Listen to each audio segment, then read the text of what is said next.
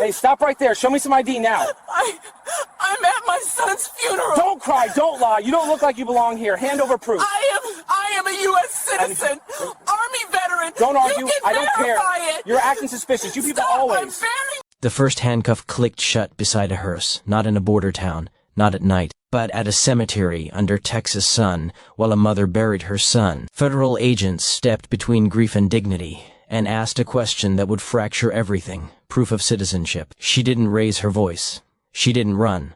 She stood still because she knew who she was, and because this country had already taken enough from heard stories like this don't begin in courtrooms. They begin in silence, watched by people who decide whether to look away. If you care about accountability, dignity, and the cost of unchecked authority, stay with this story. Witness it. Remember it. The funeral should have been quiet.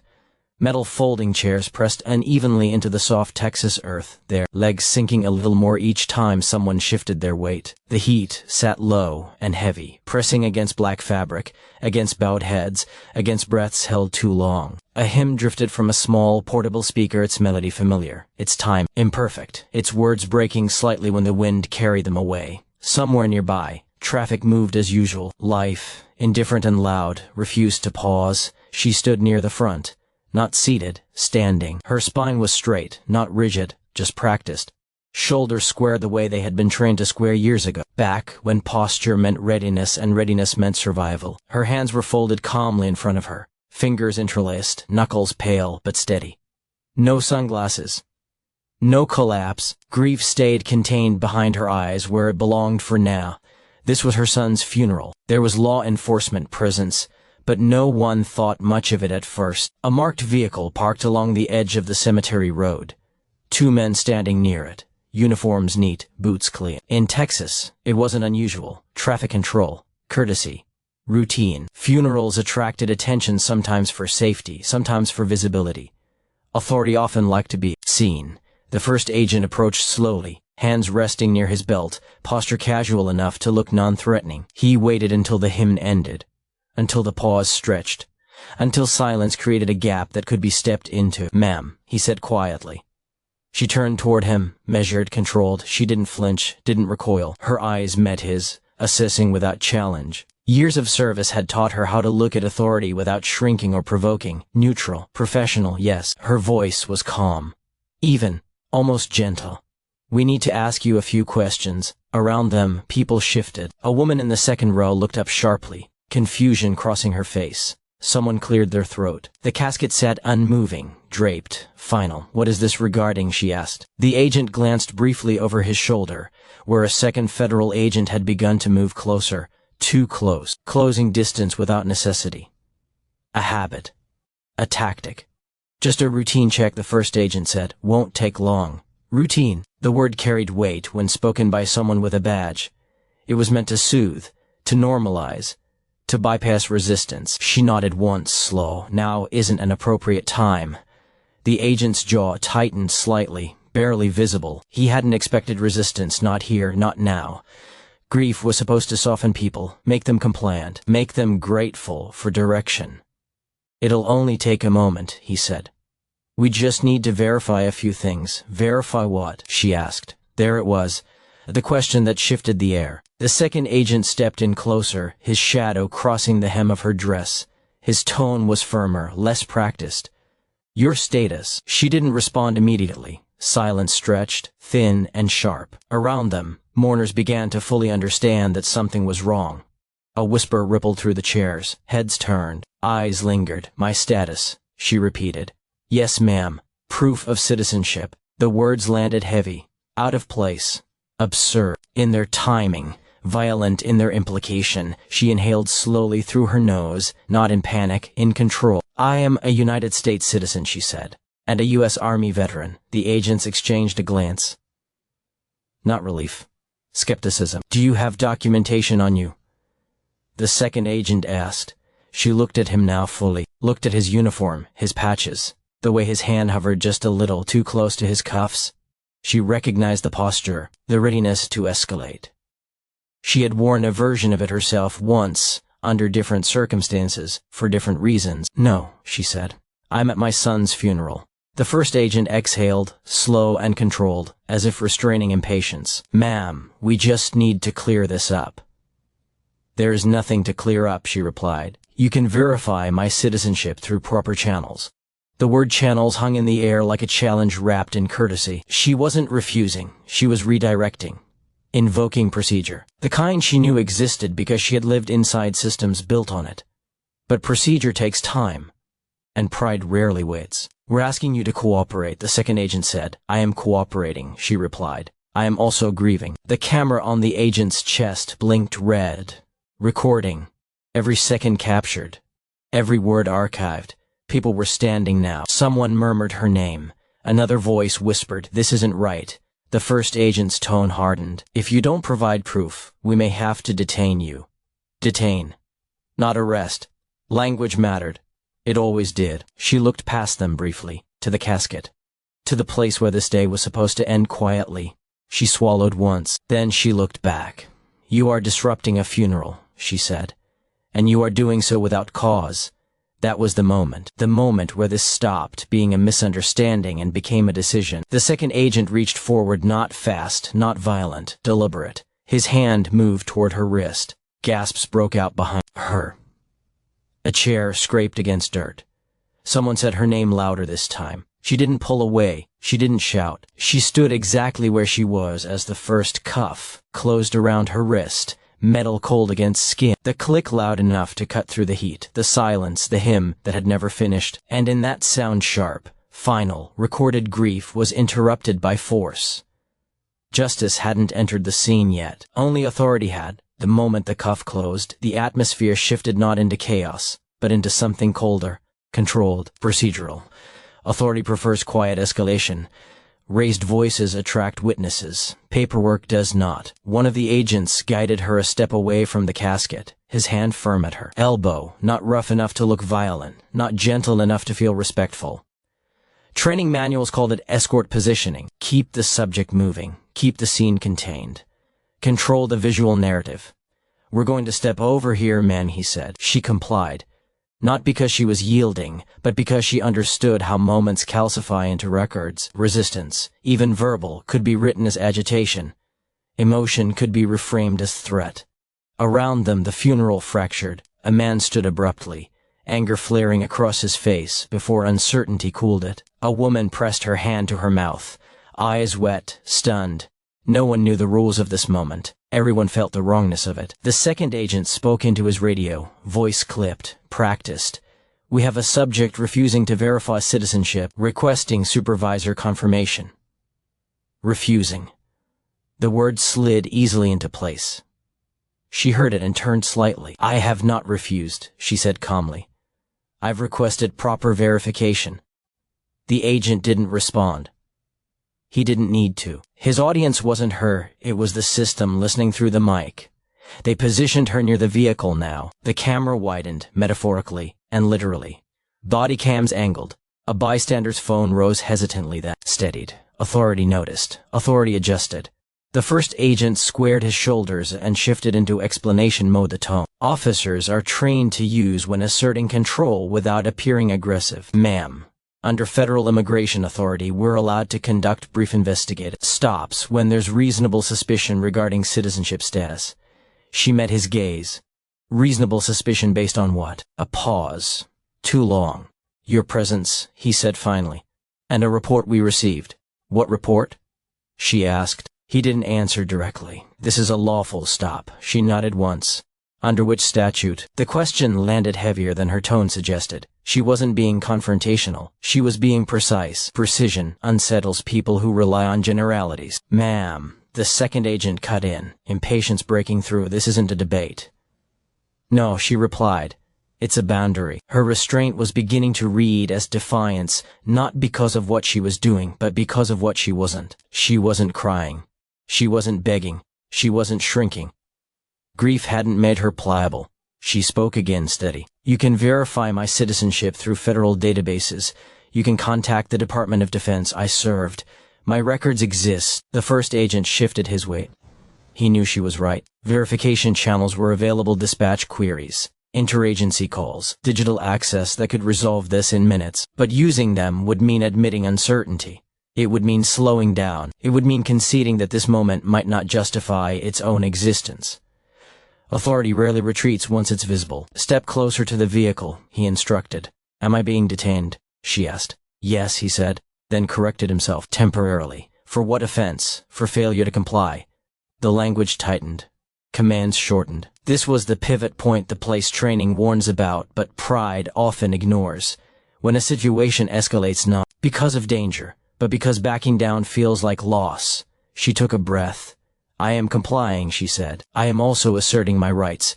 The second agent left once, sharp and humorless. Rights don't work the way you think they do. Her eyes flicked to him. They do when they're written. That was when the supervisor arrived. A taller man, older, slower. His presence changed the energy, but not the trajectory. He listened briefly, nodding. Eyes moving between agents, the cuffed woman. The mourners watching from a distance that felt both too close and too far. What's going on, he asked. The explanation came quickly, rehearsed in fragments. Reasonable suspicion. Refusal. Non-compliance. She waited. When he looked at her, she spoke without rush. Sir, I am a U.S. citizen and an Army veteran. I am attending my son's funeral. I have requested verification through proper federal channels. I have not resisted. I have not refused. The supervisor studied her. For a moment, just a moment, something like doubt crossed his face. Not empathy, calculation. Do you have ID on you? He asked. No, she said. I did not bring my documents to bury my child. Silence pressed in again. Then we'll have to take you in until we can confirm, he said. Take you in, clean. Administrative. As if this were an inconvenience rather than an erasure of dignity in front of a community. A man from the funeral stepped forward. This is her son's funeral, he said. Can't this wait? The supervisor turned, voice firm. Sir, step back. Another woman spoke, trembling. She served this country. The second agent's hand moved subtly, signaling distance. Everyone needs to remain calm. Calm. The word was almost offensive in its misplacement. They guided her fully to the vehicle now. The door opened. Heat rushed out. The smell of vinyl and disinfectant replaced grass and flowers. As she bent slightly to sit, the camera caught her face composed, eyes glassy but unbroken. Humiliation doesn't always look like tears. Sometimes it looks like being forced to lower your head in front of people who were meant to see you stand tall. The door closed.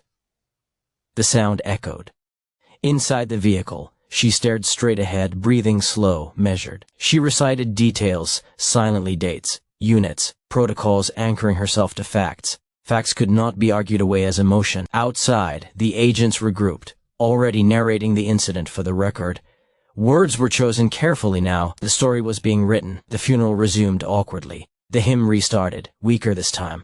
People sang through disbelief. She watched it all through tinted glass, grief now layered with something sharper. Not just loss, but the knowledge that authority, when stripped of context, can turn even mourning into suspicion. And this wasn't over yet. The holding room smelled like disinfectant and old air. Fluorescent lights buzzed overhead, their hum steady and indifferent, casting a pale sheen over everything they touched. The bench along the wall was bolted metal, cold through fabric. Time moved differently here, not forward, not backward, just suspended. Minutes stretched, hours folded into themselves. She sat upright, hands cuffed in front of her now, wrist resting on her knees. Her breathing stayed even. Inhale. Exhale. The discipline was muscle memory. Panic wasted oxygen. Anger wasted focus. A deputy opened the door without looking at her. Stand. She complied. No resistance. No commentary. They logged her belongings next what little there was. Keys, phone. A folded program from the funeral, edges soft from being handled too much. The deputy paused at it, then slid it into a clear plastic bag without comment. The label printed out with a dry mechanical whine. Name, time, location, arresting agency. Every system loves a form. Forms make things feel justified. She was escorted down a hallway painted a shade of beige, designed to be forgettable. Doors clicked open and shut. Radios murmured. Somewhere, someone laughed. Life continued efficiently inside the building, untouched by the disruption it had absorbed. In intake, an officer read from a screen. Reason for detention, failure to provide proof of citizenship during lawful investigative stop. She looked up. That's inaccurate. The officer didn't look back. You can address that later. Later was where truth often went to wait. A fingerprint scanner beeped. A camera flashed. Her face stared back at her from a monitor, composed, tired, unmistakably human. She wondered briefly what the system saw when it looked at her. A problem? A risk? Or just another file number? They placed her in a holding cell alone. The door closed with a sound that settled deep in the chest. She sat again, hands finally free, wrists marked faintly red. Only then did the grief arrive fully, not loud, not dramatic. It came as weight, as pressure behind the eyes, as the unbearable fact that her son's funeral was still happening somewhere without her, that earth was being lowered, that words were being spoken she would never hear. She pressed her palms together and steadied herself. This moment mattered. How she held it mattered. Hours later, or maybe less, time had become unreliable. A different voice spoke her name. Softer. Curious, a public defender stood outside the cell, tablet tucked under one arm, eyebrows drawn together as she listened. They brought you in under federal authority. The defender asked. Yes, she said, immigration enforcement. The defender nodded slowly. But you weren't transferred to federal custody. No. And no warrant, no. The defender exhaled. Okay, she scrolled, paused, scrolled again. There are some gaps here. What kind of gaps? She asked. The kind that matter. They sat at a small table later, separated by nothing but distance and institutional fatigue. The defender's questions were careful, precise. Times, words used, the order of events. Did they attempt to verify your status? Through dispatch, no. Did they contact any federal database? Not that I was told. Did you identify yourself as a veteran? Yes. Multiple times. The defender looked up then, something sharper entering her expression. That should have triggered a different response. Outside the room, paperwork was already moving. Internal notifications sent. Supervisors alerted. Language softened as it traveled upward. What had been refusal became lack of immediate verification. What had been detention became temporary custody pending clarification. Institutions don't deny. They reframe. A few hours after that, she was released. No apology, no acknowledgement of error, just a signature and the return of her belongings in reverse order. Phone last, funeral program wrinkled. The sun was lower now, the day nearly gone. The parking lot felt too open after the confinement, the sky too wide. She stood there for a moment, unsure where to go. The funeral was over, the burial complete. She had missed it. Her phone vibrated as it powered on. Messages flooded in. Missed calls, a voicemail from someone who didn't know what to say and said nothing. She went home. Sleep didn't come easily that night. Every time she closed her eyes, she heard the click of the cuff, the hum of the lights, the way the supervisor's voice had avoided her gaze. The following days brought something else, silence. No statement from the agency. No outreach. Just the quiet hope that this would pass unnoticed, absorbed into the endless churn of minor incidents that never quite rise to scandal. But records exist whether institutions like them or not. Body camera footage was logged, time-stamped, stored. Training manuals sat unchanged, clear in their language about discretionary stops, verification procedures, escalation limits. Federal guidelines outlined alternatives that hadn't been used. A civil rights attorney requested the footage formally. The request sat for days, then weeks. When the footage arrived, it spoke without emotion. Cameras don't flinch. They don't reinterpret tone after the fact. They captured the questions, the pauses, the lack of cause. The moment where verification could have been made and wasn't. The attorney called her after reviewing it.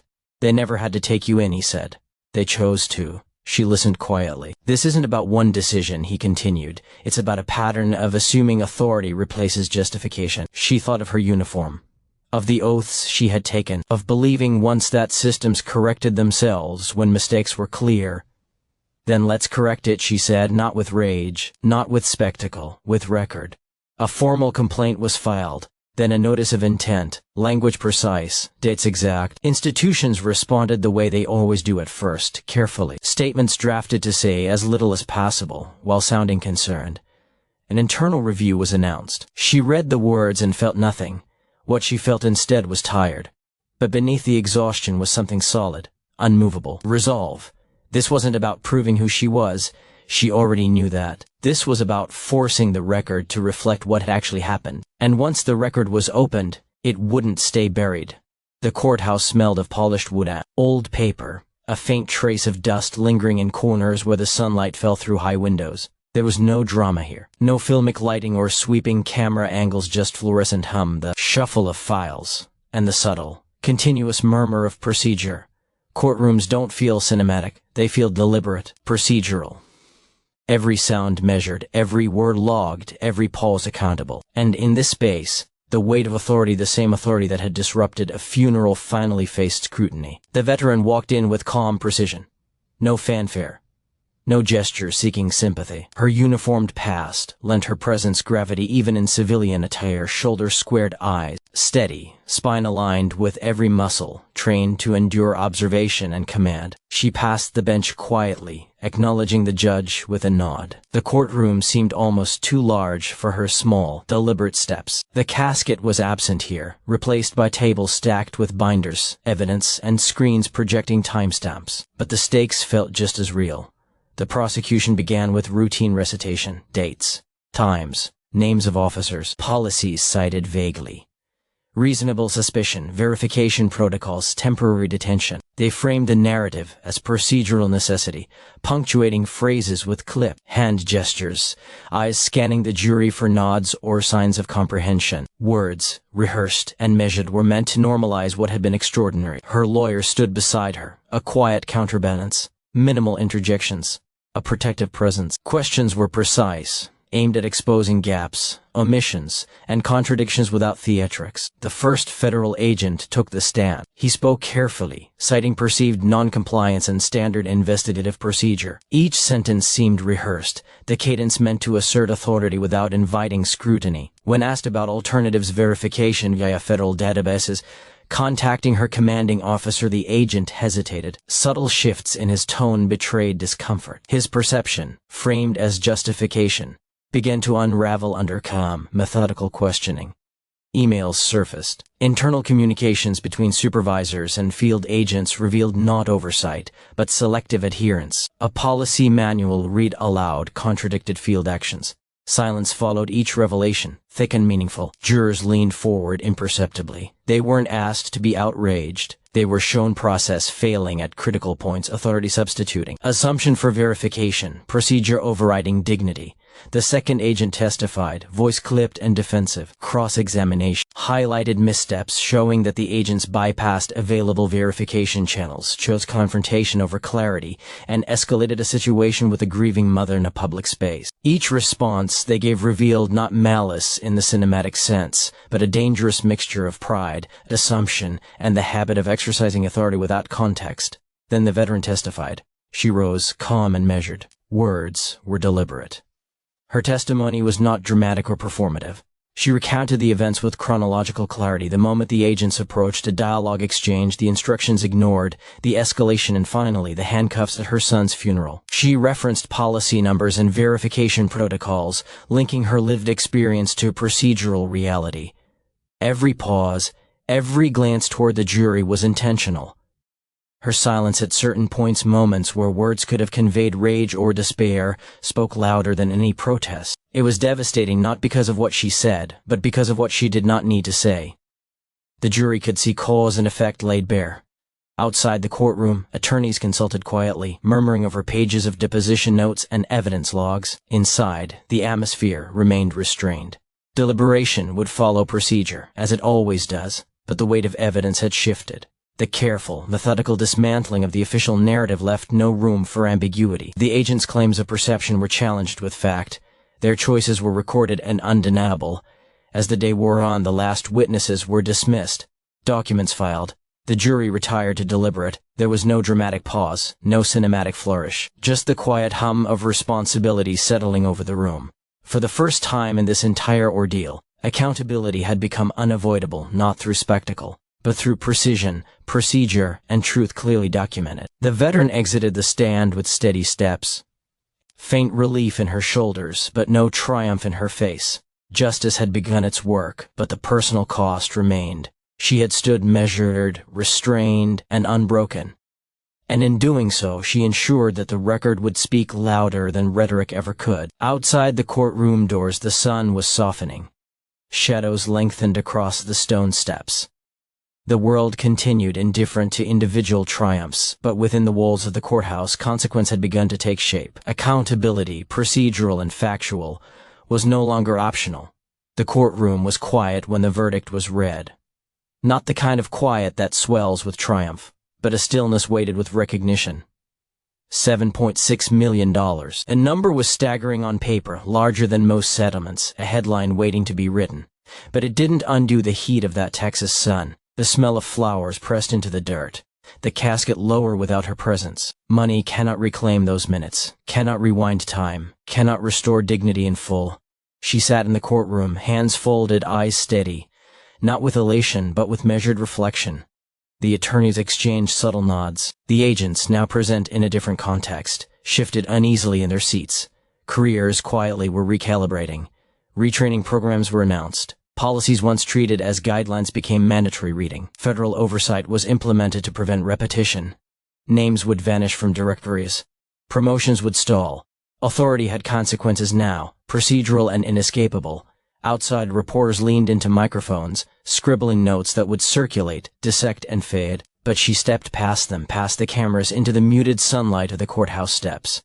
The air felt different, not lighter, but charged with something slow and deliberate. She was no longer simply a veteran or a mother. She had become a precedent, a living record of what happens when lawful authority is exercised without context. At home, the house smelled of quiet. Her belongings settled into their places, yet nothing felt normal. The funeral's absence lingered like a ghost in the corners. She made tea slowly, methodically. She checked her mail. She returned calls that she had postponed. Life's rhythms resumed, but nothing would ever feel the same. Letters arrived. Some from advocacy groups, others from individuals touched by the story. Gratitude mingled with sorrow. Recognition mingled with frustration. One note caught her eye, a young veteran explaining how her courage had inspired them to assert their rights. She kept it folded in her pocket, a tangible echo of influence she hadn't sought. Legal files remained open on her desk. Policies, emails, and training manuals now included annotations referencing the case. Internal reviews cited procedural failings. The narrative of one day, one moment of grief disrupted, had been codified into systems designed to prevent recurrence.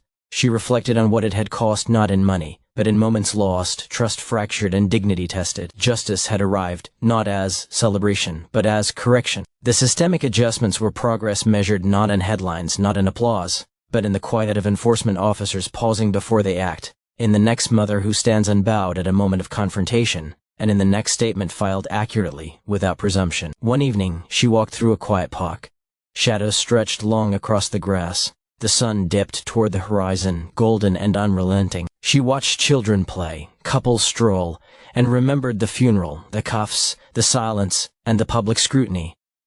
And in that stillness, she recognized that the real victory wasn't the verdict, it was the precedent. The assurance that someone, somewhere, would now be able to stand firm and say, "I belong here," without being erased by authority. The system had corrected itself, imperfectly, painfully, and at great cost. And she had borne witness to that correction. She had survived it. And in the survival, in the assertion of truth and resilience, she had changed what comes next for herself, and for anyone who might face similar scrutiny in the future. The air was quiet as she turned to leave. There was no celebration, no applause, but there was recognition, and that recognition, slow and deliberate, carried a weight far heavier than any sum of money ever could. Justice, she realized, was not triumph. Justice was correction, and progress, measured through systemic change, could ripple far beyond one day, one funeral, one woman's courage. The record would remain, and the precedent permanent. The story ended, not with fanfare, but with quiet reflection and the certainty that next time, someone would be able to stand, unwavering, and claim what is theirs.